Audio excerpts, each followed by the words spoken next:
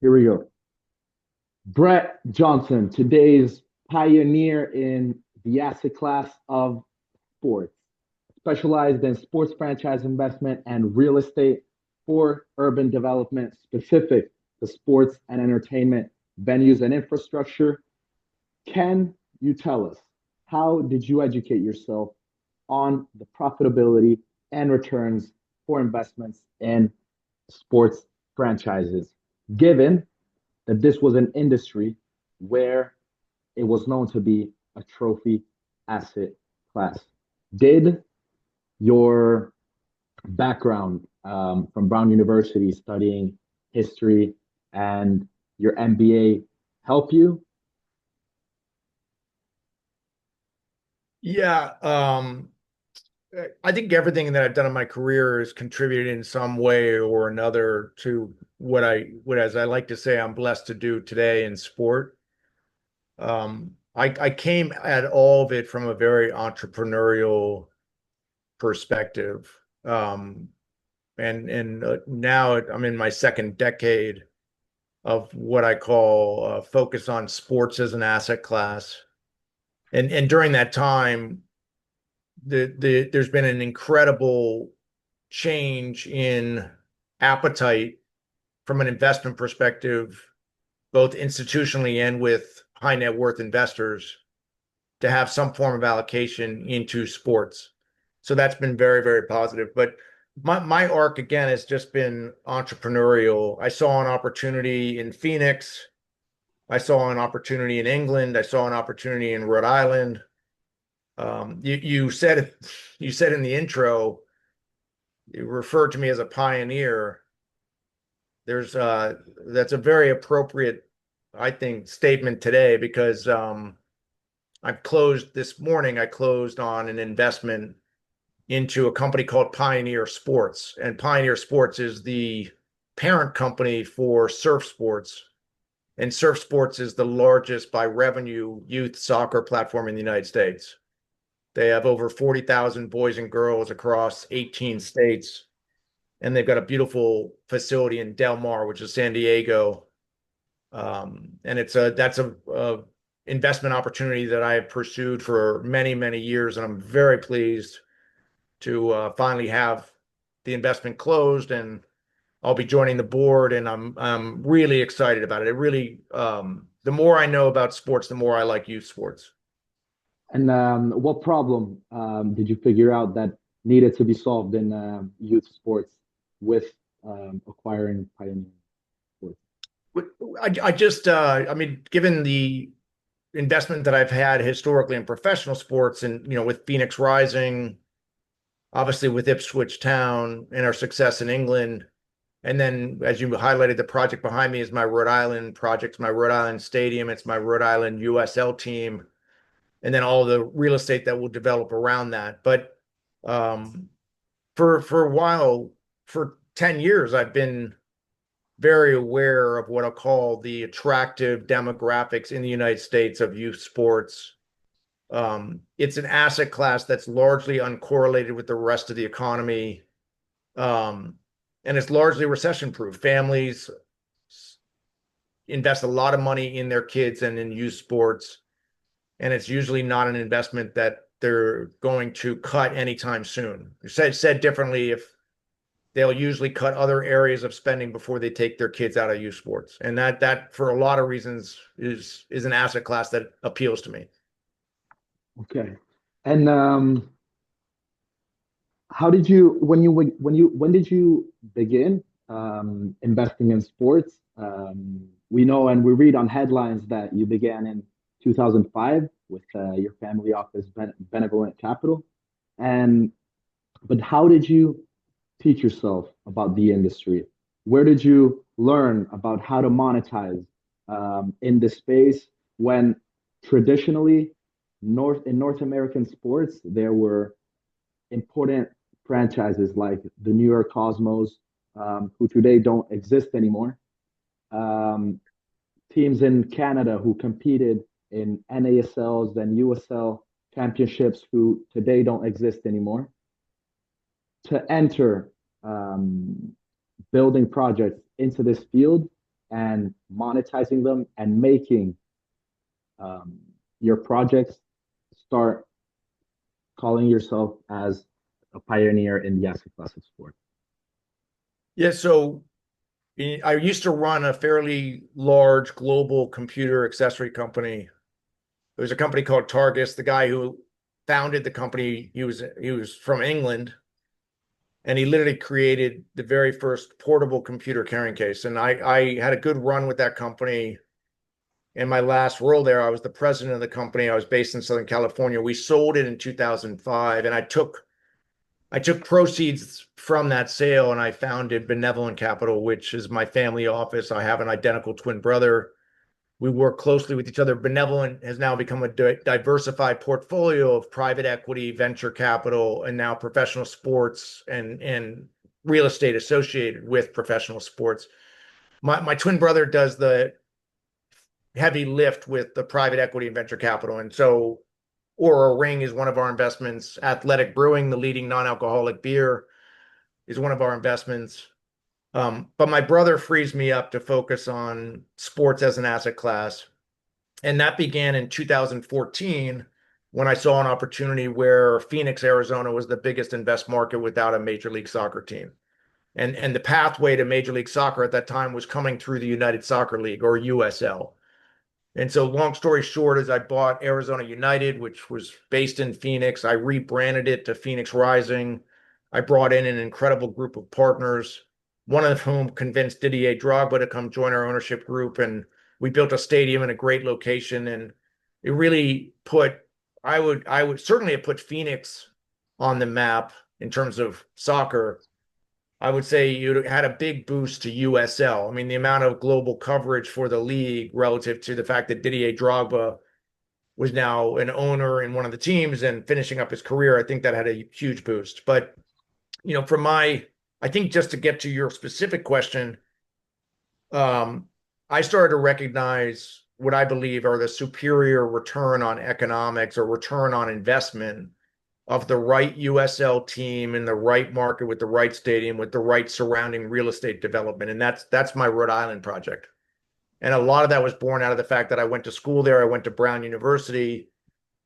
A baseball team that was based in Rhode Island picked up and left the state to Massachusetts. So I started to recognize, again, a business opportunity where the state was now had a hole relative to professional sports that I felt strongly I could fill with the USL franchise.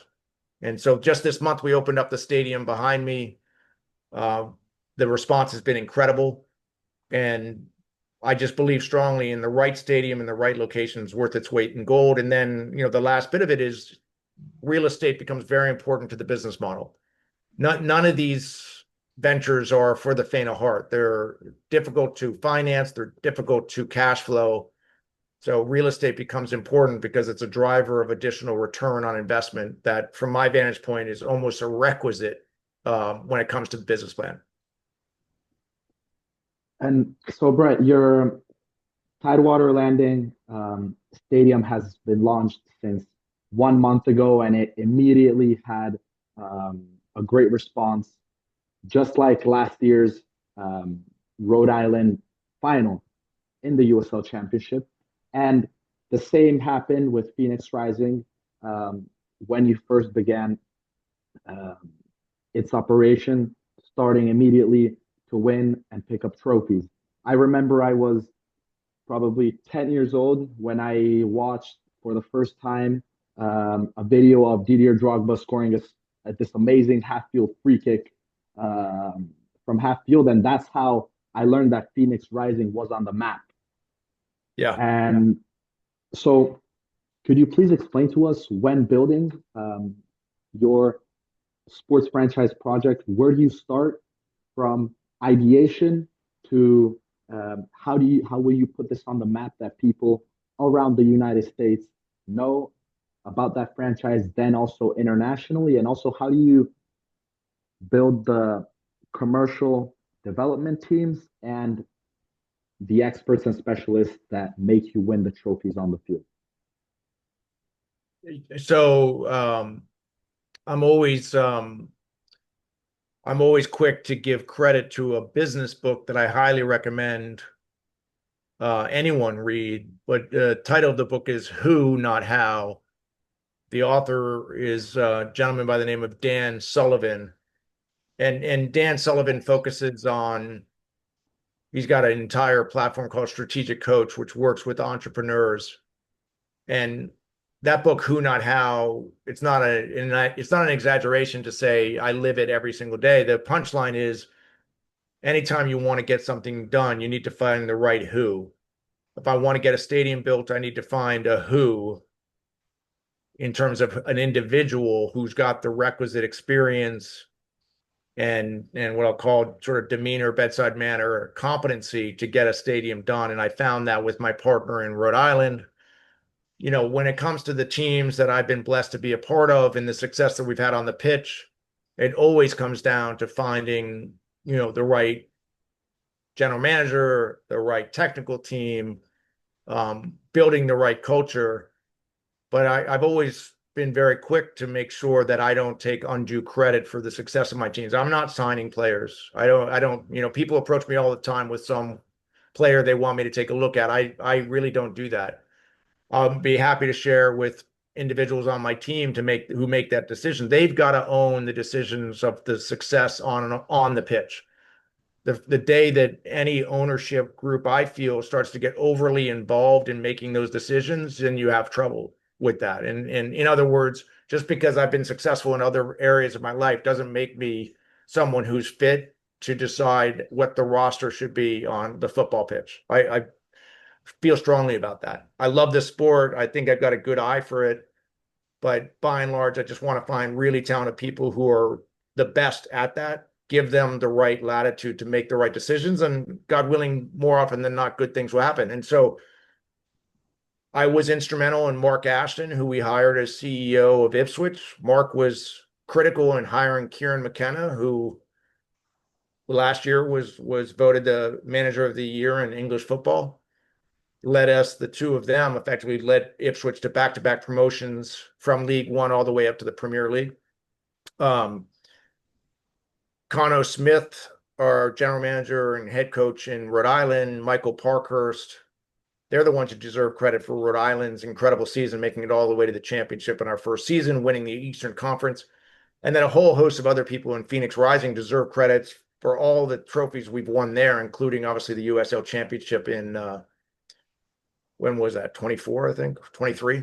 Anyway, a couple years ago. But it always comes down to people, and I want to try to avoid giving myself any undue credit, and I want to but I've been very fortunate more often than not. I think I did add it up. It's been 8 trophies across the 3 teams in 6 years. And that's a very good track record in a short period of time. But I don't take any of it for granted, and by no means do I think past performance is an indicator of future success. You got to keep working hard at it every single day.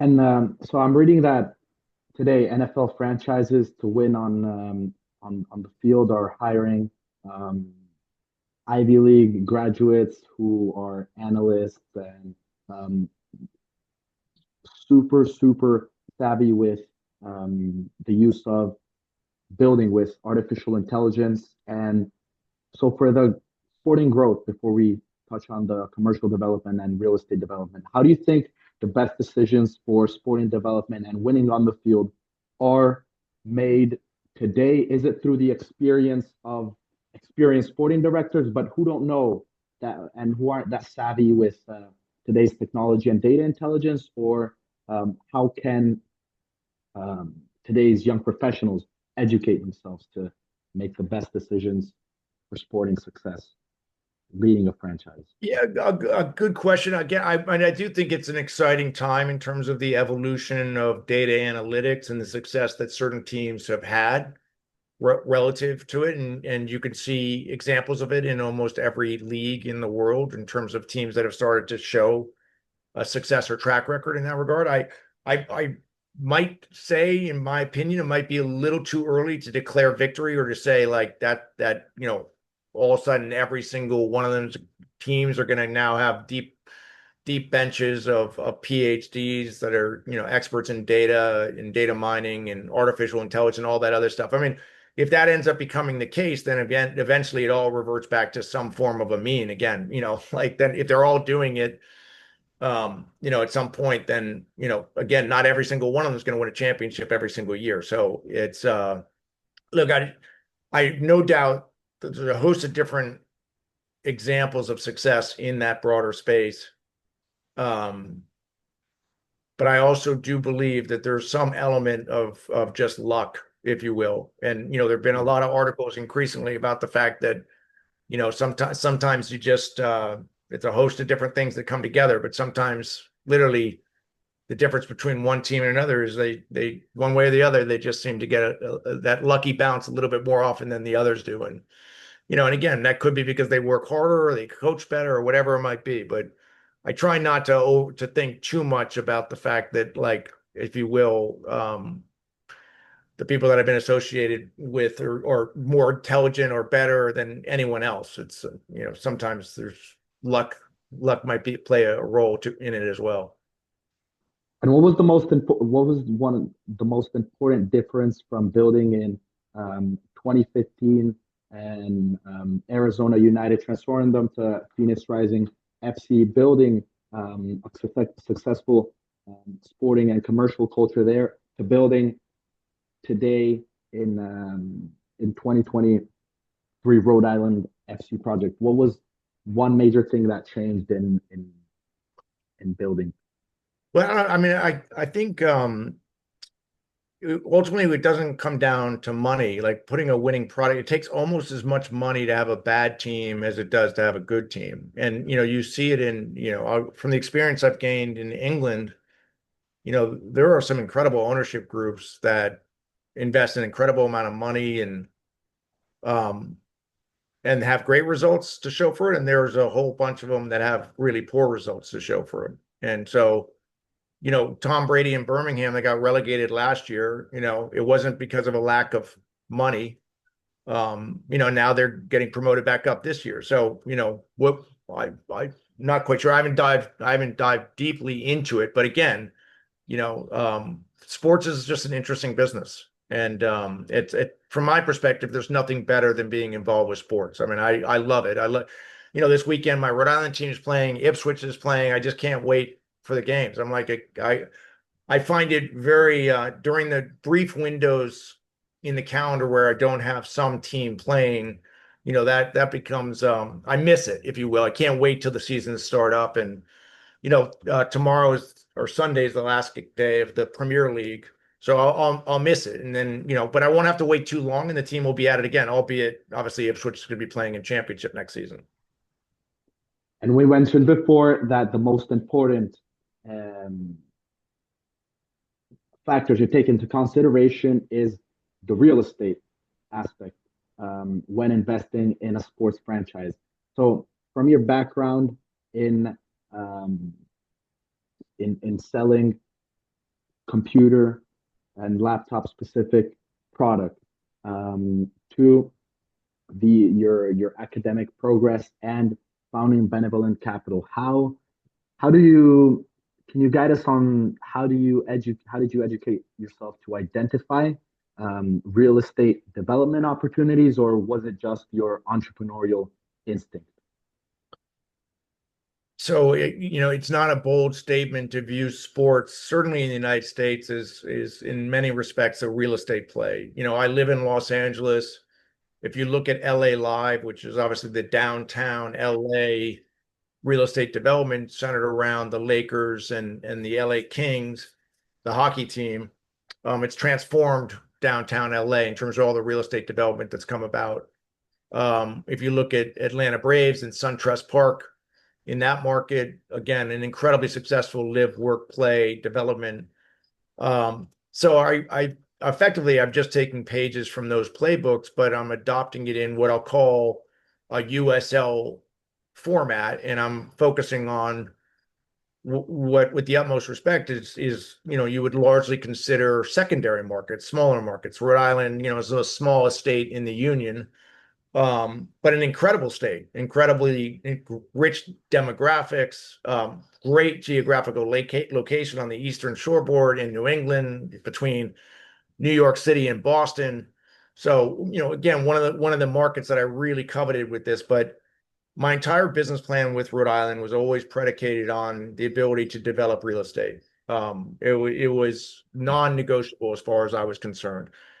And I've often joked that, one day when I write a book on professional sports ownership, my book will be the shortest book ever. It's location, location, location.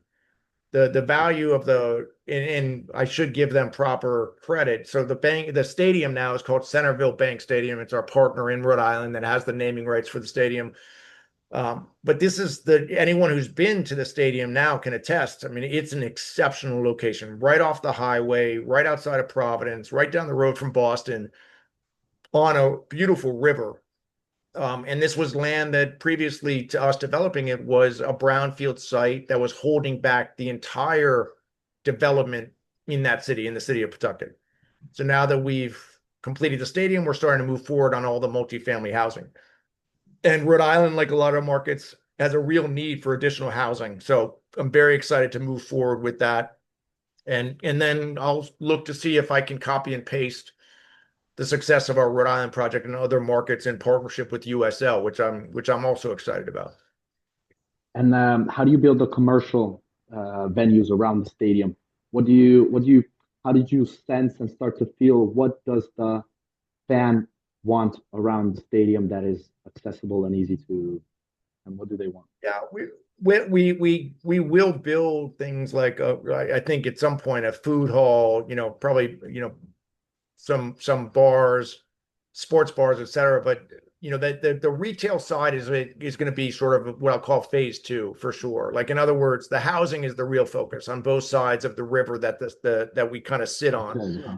Um, but look, other developers are coming into Pawtucket and starting to buy real estate and starting to look at programming things around the team and the stadium. So I think that's a very good barometer of the way people are viewing, what I call the shift in fortunes of Pawtucket because of what we planted there. And I'm very, very proud of the social and economic impact that we're having in Rhode Island. I'm very proud of obviously what's happened in Ipswich during our ownership over the last 4 years.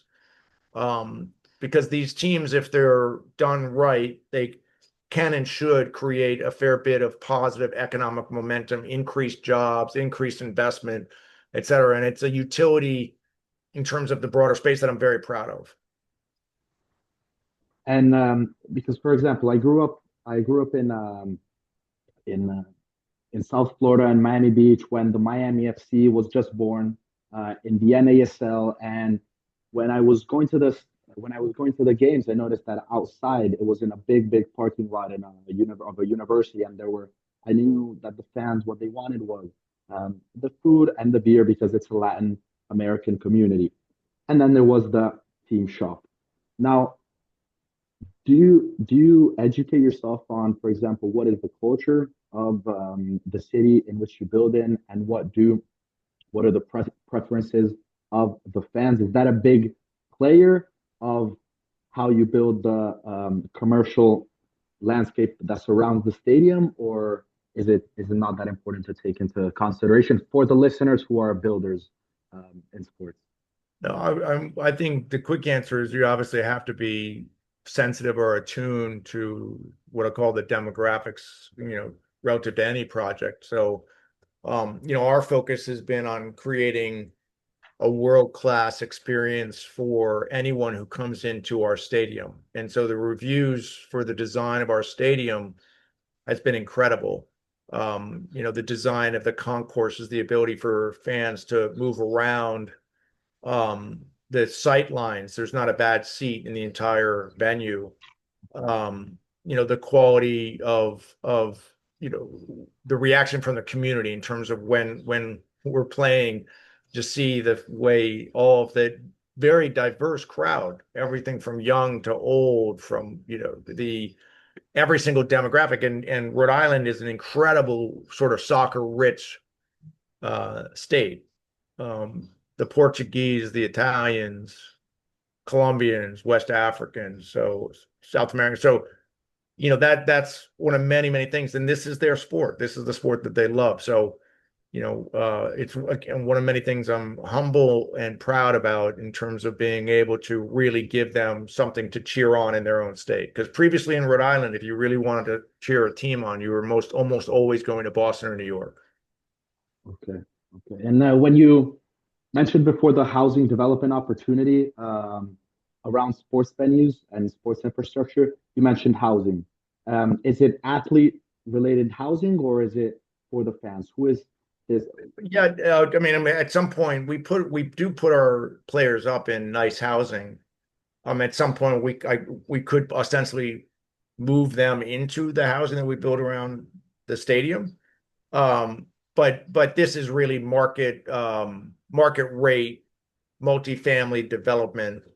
And it'll be very attractive for a host of reasons. Great location, certainly relative to other options. It should be very competitive in terms of what the rents are, et cetera. But this is long-term hold where we'll lease up or we'll rent out all of the multifamily. And again, I'm excited about it for a lot of reasons, not the least of which is Rhode Island deserves to have the kind of housing that we're going to build.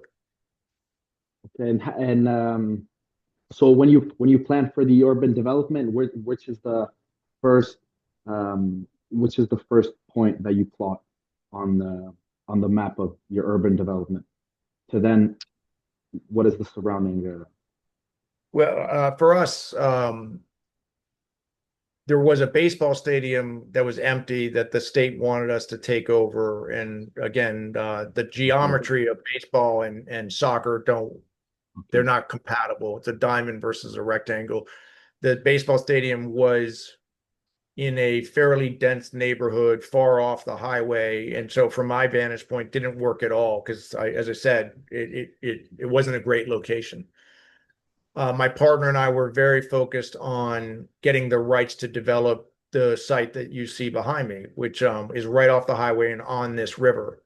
And then again, a big requisite part of it was making sure that there was additional land that we could get the rights to develop real estate. So we've been able to get all of those pieces and put them together. If the real estate opportunity didn't exist, then I'm not sure we would have gone forward. Again, just okay. developing a stadium, a standalone stadium with a USL team, that it's not so easy to pencil that out. The stadiums are expensive. You only play at most about 20 nights a year relative to one team. And over time, we're going to play a lot more sports in our stadium. We'll launch a women's team. We'll play all the other rectangular sports. We'll host concerts, et cetera. But initially, the only thing that I could bank on was the team that I had the rights to bring in and that I effectively my investors own, which is Rhode Island FC, the USL team. And as a North American investor in the USL right now, that builds soccer with real estate, is there the same opportunity in Europe, or is this the golden opportunity in the United States? I'm sure there are pockets of opportunity in Europe. I've no doubt about it.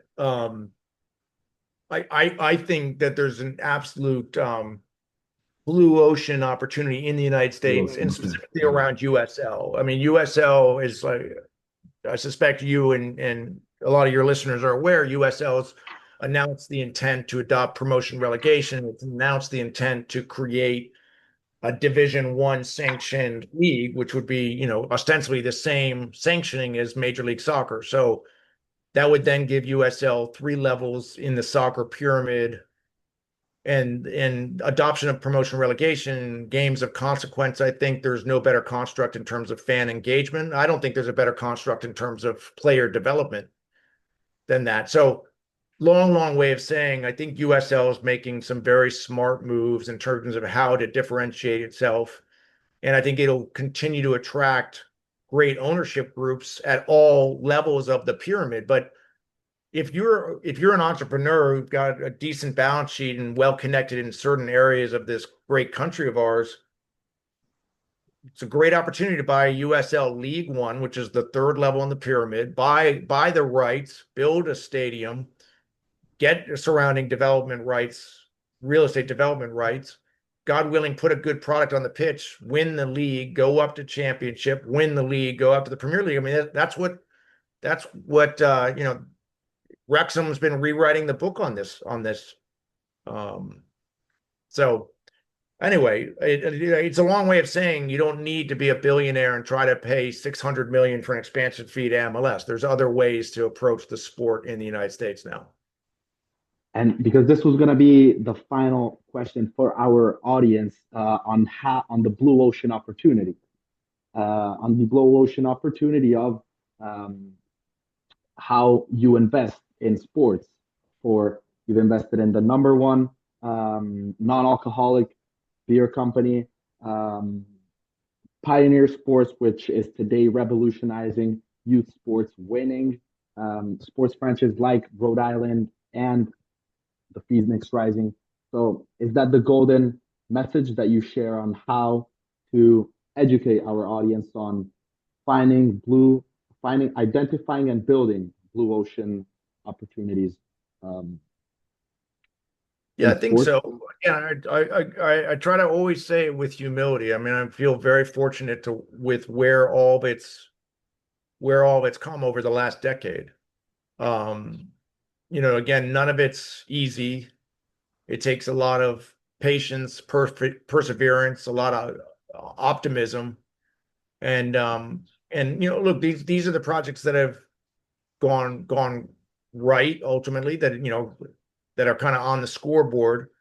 But there are other markets that I have tried to kind of move forward or stand up, and you know run into a fairly substantial brick wall, and we'll decide to kind of put a pin in it and focus on something else. So anyway, I think for your listeners that have an interest or aspiration in potentially getting into the space, on a relative basis, it's never been easier. You don't need to be a billionaire to get into sports as an asset class. There are countless. I mean, there are literally, follow some of the thought leaders in the broader space. There are so many emerging leagues: men, women, football, flag football, soccer, men's soccer, women's soccer, padel, pickleball.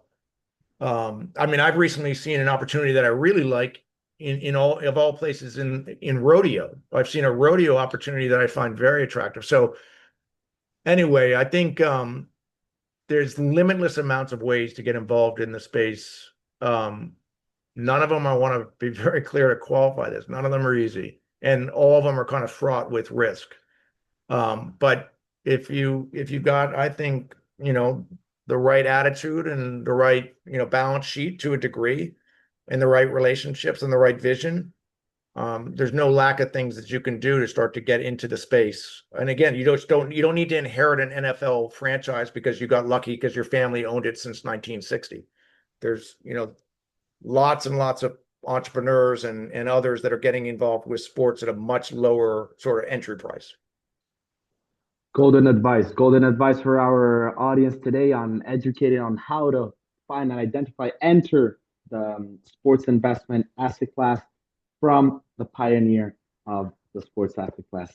Brett, thank you so much for your time. We close with this golden advice on the podcast, educating us on the real estate opportunity, how to build urban development, and especially how to build a winning sports project, and especially the most important advice to our audience, how they can enter building in sports.